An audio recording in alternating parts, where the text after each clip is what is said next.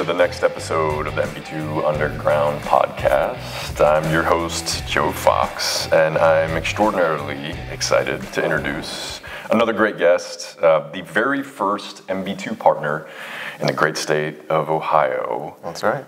General Dentist, Dr. Aaron Lerg from Danville. Welcome, sir. Thank you. Thank you. Thanks for having me. Thanks for being here at a very early 8 a.m. on a beautiful Saturday morning in Coronado, California. Man. Yeah, well, no, my wife's still sleeping. We're good. I volunteered for the early slot. Awesome, man. Awesome. Well, I appreciate it. So this podcast is about entrepreneurship. It's about leadership. It's about business, economics, kind of all the things that you have done and continue to do very, very successfully as an owner. So I'm psyched to learn about your business and kind of get into kind of the nitty gritty of why and how and where and whatnot. But before we get started, man, I've got to ask you, how come you didn't win the MB2 Owners Dance Contest last night? Oh, shoot. You don't want me in on that. You don't want me in on that. No, my dance moves are limited at best. Now my son, I've got a 5-year-old. He can tear it up. He can rock. He can tear it up. He's got some great stuff. All right, I know those moves are in there. I saw you on the volleyball court. So I think the lesson from the MB2 Owners Dance Contest last night is that you don't have to be a good dancer to win. Oh no. But your spouse has to be a good dancer to win. So no offense, Dr. Linford, if you're listening, but Mrs. Linford carried. She took it home. She took it home. That girl can dance. Oh yeah. That girl can dance.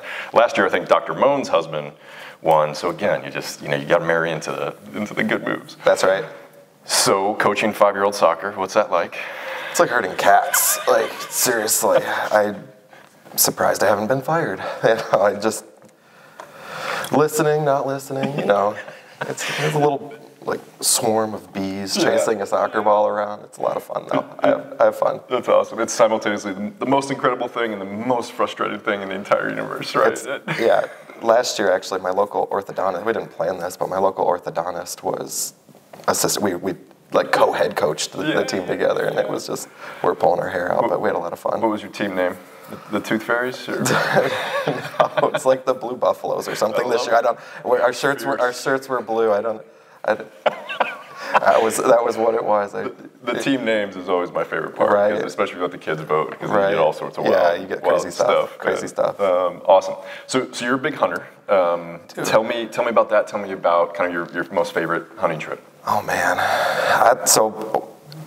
I grew up whitetail hunting in the Midwest, and I grew up on a farm in Michigan. And so whitetail hunting in the Midwest, for folks that don't know, that's a really big deal. Yeah, it's cultural. Yeah, it's a big big thing. In the smaller towns, the town where I practiced, the town where I grew up, school was off for opening day of deer season. Wow. And how cool. It's interesting for sure.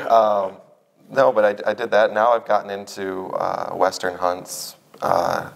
Mule deer, elk, moose out in the mountains, and it's not really about shooting something for me. I like to take my bow and sleep under the stars and in a tent, and my wife thinks I'm crazy because that's my idea of a vacation. We hike 10, 12 miles a day. The worst part about it for me is I'm the type of person, I've got a shower at my office. Yeah. I take like 3 showers a day, and then when I'm out sweating, and I went like 7-8 days without a shower. It was miserable. I love it. But it's one of those things where I felt like in the moment it's miserable, but then looking back on it, it's awesome. I love it.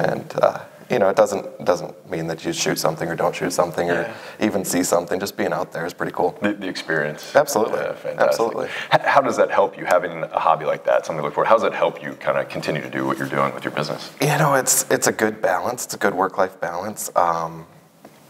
We really kind of strive to stress that at our office, and allowing the team during the summer, we do summer hours so that we shift so that people can spend more time with their families, spend more time doing that's awesome. Doing things that they enjoy. Like for me, it's this. But yeah, dentistry is stressful. It's minutia of being in someone's mouth and working in millimeters and half millimeters, and we've all got to have some sort of release and thing to focus on, and outside passion, and being outside and challenging myself is one of mine. I love it. I love it. Dentist versus nature. We'll get you a dentist versus nature. Just don't shoot a lion, right? Like, whoops.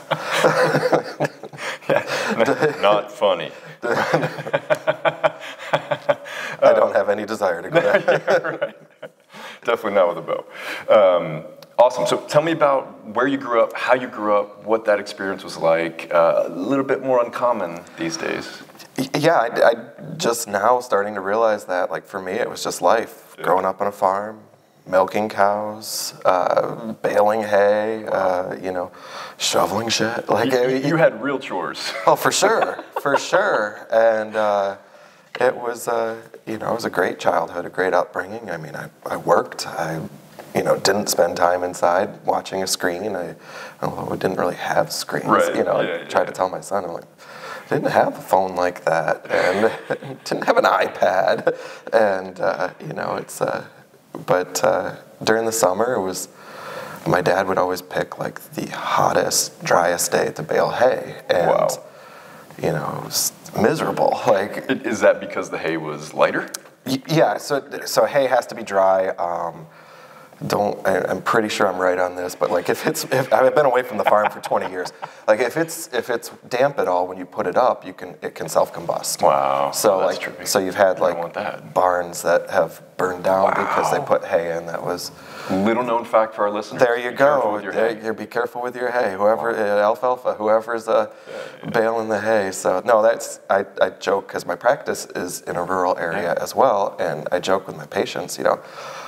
A lot of people driving through town will come through and they'll smell the fresh cut hay, and it's this nice relax. It sends shivers down my spine. like that is. Oof, that's hard work. That's called farm strong. I think, right? That's country song strong for sure. I love it. But it was a great upbringing. I'm not afraid of animals. I got out there, got after it, and I love it.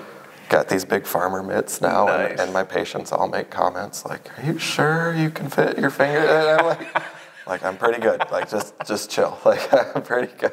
I love it. So how did that upbringing help you in your business? And how does that impact your practice to this day? I think it goes back a little bit further. Like, I was never the smartest person in class. But I knew how to work hard. Yep. And dental school's not easy to get into. It's not easy to get through. Yeah. Or at least it wasn't for me. Yeah. And I, put my head down and put in the work, and now I still continue to try to put my head down and put in the work. And being an owner is not easy. Being a dentist isn't easy. Yep. Every day, every week, someone's coming in saying, "Oh, no offense, but I hate it here." "Oh, geez, thanks." Okay, no offense, but anytime you start a conversation with no offense, some offense is coming. So yeah, exactly. So work ethic has been your secret sauce to your practice, your success. It's not rocket science. Yeah, totally right. It's just do it. I think that's a common theme with great entrepreneurs, is that like, hey, wasn't the smartest person in the room, because that isn't really the thing that matters the most. What matters the most is you get up every day, right? You get up every day, you milk the cows every day, because if they don't get milked, there's problems. There's big problems. Big problems. Yeah. Wow. Yeah, for sure. No, that's awesome. Chopping wood and carrying the water, right? Awesome. So what is it like practicing in a rural area? I mean, that's where you grew up. That's what you know. Again, I remember when I graduated, my wife and I actually moved to Boston. Wow. We both had great jobs.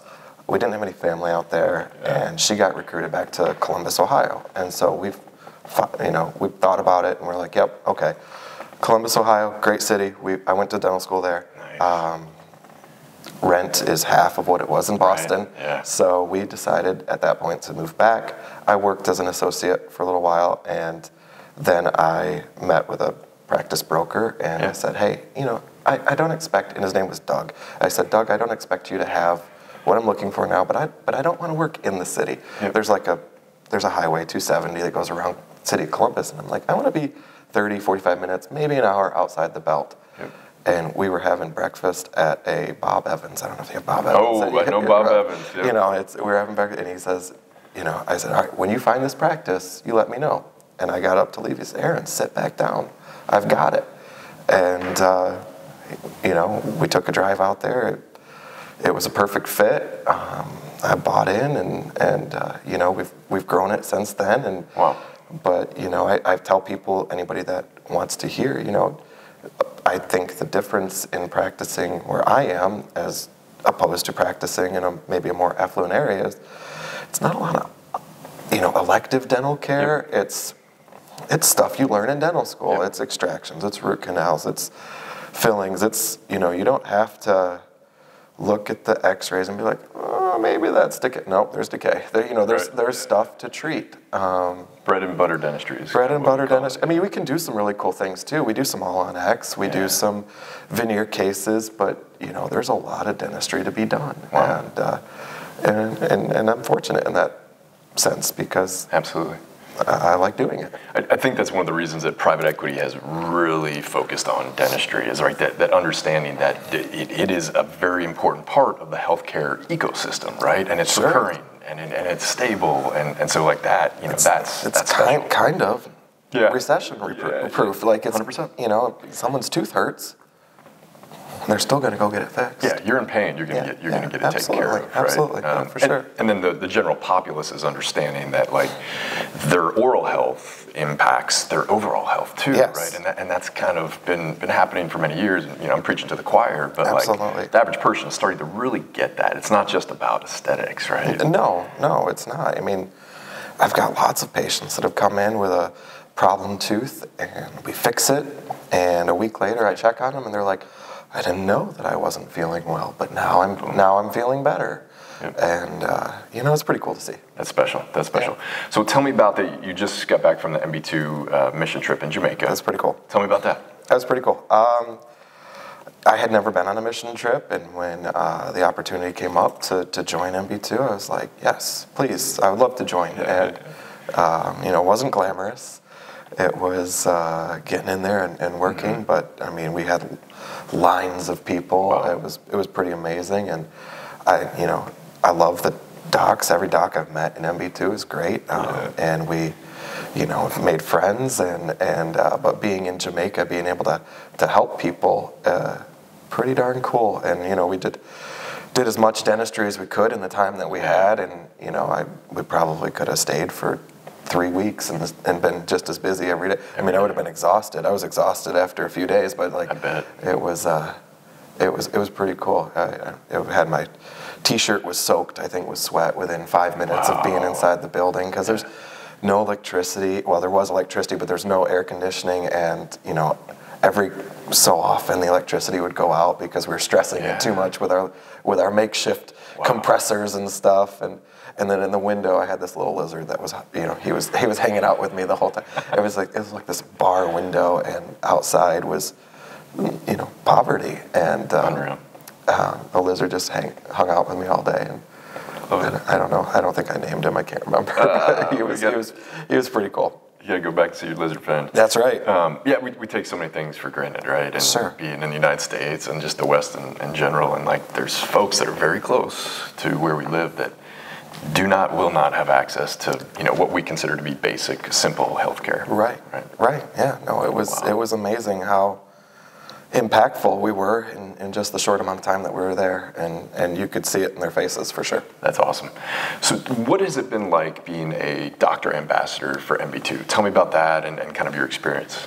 It's been a lot of fun. I mean, MB2 in general has been just a lot of fun for me. It's not, yes, there's some financial benefits, but like I have a lot more fun talking with you, meeting, you know, the John Birchmeyers of the world, you know, and so when I get to talk as an ambassador to prospective doctors that are interested in joining the group, that's what I say. I'm like, yeah, there's money that will come for sure, but it's a great group to be a part of, and we have a lot of good times, yeah. Yeah, the story with you and the Birchmeyers is super cool, right? You guys met on an owner's retreat like this, and now he did go to Michigan, and I went to Ohio State, so we have let him off the hook for that. Last night he was actually like, we're going to go to a Michigan football game this fall. I'm like, I don't know if I can do that. Like, I don't know. And my wife went to Michigan. I still don't know if I can do that. So we'll see. Well, you figured it out with your marriage. That's awesome. We'll see. Awesome. Yeah, no, it's pretty special for MB2, and it's, I think, one of our magic special ingredients to have great doctor partners that are able to talk to prospective partners, right. And that's pretty special, and it's unique. And like, I'm a finance guy, been doing finance for 24 Sure. years. I've never been and will never be in their shoes, your shoes, and so it's pretty special to keep that, as part of our model. Yeah, and again, I have not met a doctor inside MB2 that I don't get along with, and that doesn't, I've met doctors that are 30 years old. I've met doctors that are 60 years old, and everybody is on the same page, and I think that's pretty unique. I mean, dentistry as a whole, it can be kind of lonely. Absolutely. You're a lot of solo docs out there, a lot of docs that might have an associate, but there's an age gap between the associate, and it's not, and then your team, I love my team, my assistants, Julie, Shelby, like, they're great. It's tough to hang out outside of the office. It can be a lonely profession. So when there's a group of like-minded individuals, my goodness, I mean, that's been awesome. Yeah, and you can let your guard down, and you can share your successes, your failures, and learn from each other, and like that, without the concern of like competition or somebody stealing your secret sauce and stuff. There's plenty of teeth to save in the world or not save. It depends on the situation. Love it. So you're still a very young dentist, but what advice do you have for upcoming dentists, either in school or maybe recently graduated? I mean, the industry has shifted and changed a ton over the last, since you were in school, but like, what advice would you give to any young dentists? Boy, I don't know if I'm in position to give advice. Like I said, I'm still kind of learning myself, but, don't be afraid. In my situation, don't be afraid to go a little bit rural. Don't be afraid to go outside the city. You don't have to, but I always find it kind of interesting when, there's 3 docs already on a street corner and a 4th doc sets up shop. Doesn't really make sense to me, but that's my simple way of looking at it. In my practice, there's probably a 20-mile loop around my practice where there's not another dentist, and that's unique. That's special. Yeah, it's cool, but on the flip side, we don't have many lunch options. Exactly. There's no McDonald's in town. There's not even a stoplight in town. But it's great, when I'm walking down the street, the guy that owns a hardware shop. Hey, Aaron, how you doing? And walk in. There is a Subway. Walk in a Subway, and Frank will say, "Hey, what's up, Aaron? How are you doing today?" And great, As far as giving advice, I don't want to sound like a plug, but I know from the ambassador side of it that MB2 talks to a lot of doctors before we partner with. It's what is it? 3%. 3%. It's a lot. So I feel like as a safety net for young docs that don't, we don't know what's a good practice, what's not a good practice. You know that all of these are good practices. It's absolutely the proof's in the pudding. They're just good practices. So, but I'm glad. I don't know if I could have got into dental school today. So I'm glad. Are you serious? Really? It's hard. It's become a lot more. It's hard. Yeah, it's tough, and the student debt that they have when they're graduating. It's like that's unreal. I think I graduated with 330 in just that was just dental school.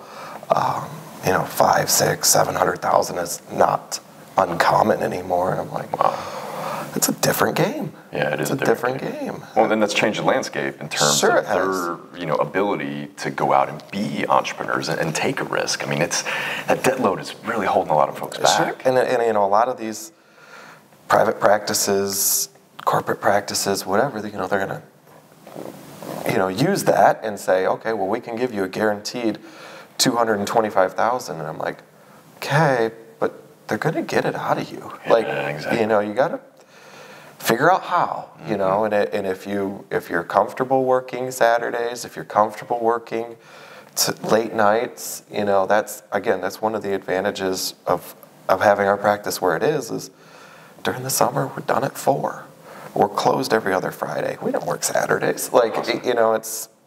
It's a good balance, and You know, I think that would be a good piece of advice, is just figure out what you want for. And again, I get it, because the student loan loans are double what I had, but you know, we still got to enjoy our lives. Yeah, absolutely. I mean, the inflation in, education costs, and it's not just dental, but, kind of industry-wide, has far outpaced inflation in anything, else. Oh, there's a dental tax for sure. Yeah, You get a roll of duct tape that's supposed to be used in the dental office. It's 7 times what it is at the hardware store, and it's the same. It's the same stuff. Yeah, it's the same stuff. I don't. There's a dental tax, and yeah. No, I think one of the risks of that, inflationary education costs and the debt load that young dentists are coming out with is how it can potentially impact like their clinical, protocols, and kind of like what, that difference in their values versus trying to pay off their loans. It can be a slippery slope. It can be a slippery slope. I mean, I don't want to beat a dead horse, but like, I walk into every day, there's plenty of work to do. I don't have to look for work, and I feel fortunate in that aspect, but there is plenty of work to do. So if you feel like you're, towing the line, I don't know, it's probably, maybe but so. yeah, that is a tough situation, and it's sad that some of our colleagues are in that position. Yeah. So one of the questions we always like to ask is, what is your craziest or favorite patient story of all time? And if it involves the 4-H, that's totally cool. Oh man, craziest or cool? I mean, I can talk about like coolest was a 93-year-old lady. Wow. She was. She loved to garden. She was in great health. She walked every day. She fell and like broke her front teeth, and she came in and what can we do? And I said, well, we can either do something removable that comes in and out, or we can talk about implants. And she's 93, and she's like, well, should I even consider implants at 93? And I'm like, you're in perfect health. I mean, I don't want to tell you how to spend your money, but I want you to be able to enjoy, whatever foods you want to eat. You garden how are you going to eat your vegetables with a partial? And so she's like, well, let me think about this. And I said, great, please think. I'll take all the time you want. Let's bring your family. So we brought a couple of her kids in, and I mean, they're fully grown. They're probably in their 60s, but and we talked about it, and they're like, yeah, Mom, we want you to do whatever. So we did a couple implants. We did a bridge, and the day I delivered it, I intentionally brought an apple and I handed it to her, and I'm like, here, take a bite, and she did, and it was awesome. And how cool. And I mean, I think she's since passed away, but she had 5 years of functioning, chewing with implants, and it was just because we offered, and that was, I think some docs may not offer. Some docs may have a problem with me doing implants on, and why? What would you do for your mom? What would you do for your grandma? Like, exactly.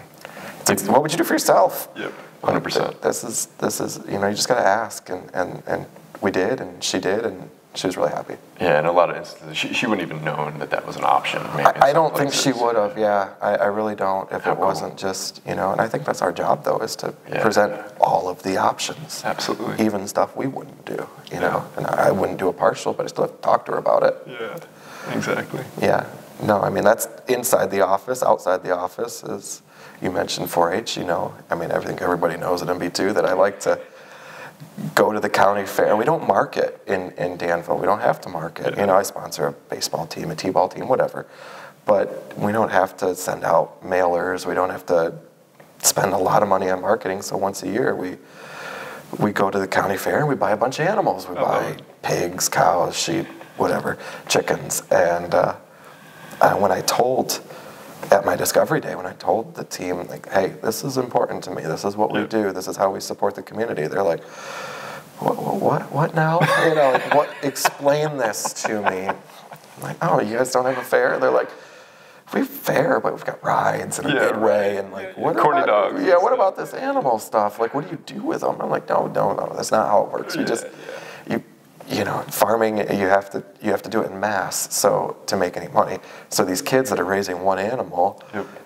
if they were to sell it at market price, they'd lose their rear end. So Right. we local community businesses come in, we pay a premium. How cool. And then it's a cool thing. So the first year that I was a part of MB2, like, I don't know if everybody still fully understood it. So my DO came to the fair with me, and Kayla, and she's like, and Bill since has been there, and they I think they had a good time, and we're just it's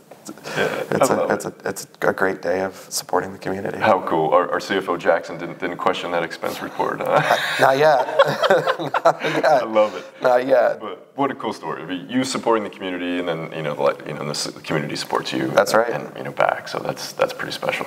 Awesome. Well, Dr. Lerg, it's been a blast. Really appreciate you taking the time to chat, man. Easy. Yeah. Excellent. Well, let's get after it today with some volleyball. I want to see you out there. I want to see you out there. Great to see you. Thanks, you. Man. Yeah.